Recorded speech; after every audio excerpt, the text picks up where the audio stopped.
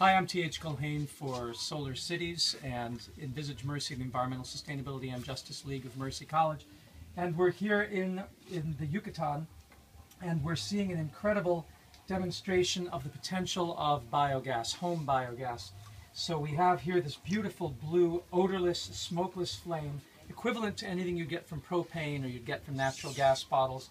It's almost exactly the same. It's just a little safer because it's about 70% methane and about 30% carbon dioxide, and that slows down the flame velocity and the explosive potential. So actually you don't have to worry about storing this in your house because it's a tractable, safe fuel. It's completely clean, as you can see. It's completely hot. It is methane. It's natural gas. It has a slight hydrogen sulfur content, which means that if you left the gas on, you'd be able to smell the gas, just like if you leave the stove on in your regular home. When it's burned, it has no odor at all. There are indications that using pig waste, you might get a slight sulfur odor at different times of the year if the pigs are eating certain things, but with food waste digesters, there's never any odor issue. Here, of course, no odor issue.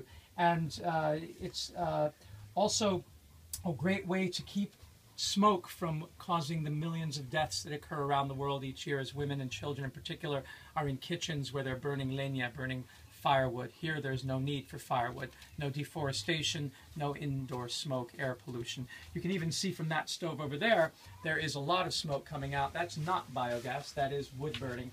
And the difference is profound. Imagine a family being able to choose on a well-ventilated day. They can use that if they like the flavor of wood cooking, but for the rest of the year, they can simply cook like this and never have to worry about those safety or health concerns at all. And if we can just take you out while we're on the same video and see the actual source of this, you see the pipe is going up here and along the roof. Here it becomes a plastic pipe, and it can be anything. It can be a plastic hose. It's not under any high pressure, so biogas does not need any special equipment. You can use regular PVC hoses or garden hoses, and as you come out here, you can see the digester.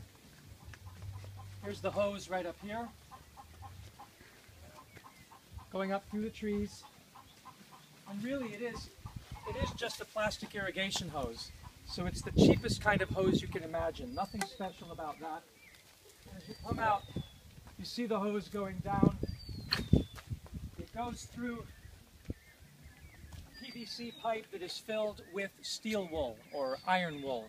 That acts as a desulfurizer to get rid of the sulfur, which eventually could eat away. If you were using it to make an electric generator run, eventually the sulfur content would wear away at the pistons. So people tend to put it through a simple tube with iron wool to take away the sulfur. That can also reduce any possible smell if you had pigs that were making smell. Like I say, our food waste digesters make no smell at all, but pigs can sometimes cause a problem. So that reduces that. Takes care of the sulfur. Here is a water trap because there's water vapor inside, and to keep it from clogging the lines, it drips down into a simple Pepsi bottle. And then this also acts as an overpressure relief. If they were to leave for the weekend and the animals are still contributing to this and it's rising, then it would just burp out here like it would do in a normal compost pile. So it's a completely self-maintaining, safe system. It has its own pressure that it makes. And then the fertilizer that comes out, they were telling us, is the best liquid fertilizer, much better than any compost you could possibly get from aerobic composting because it retains its nitrogen.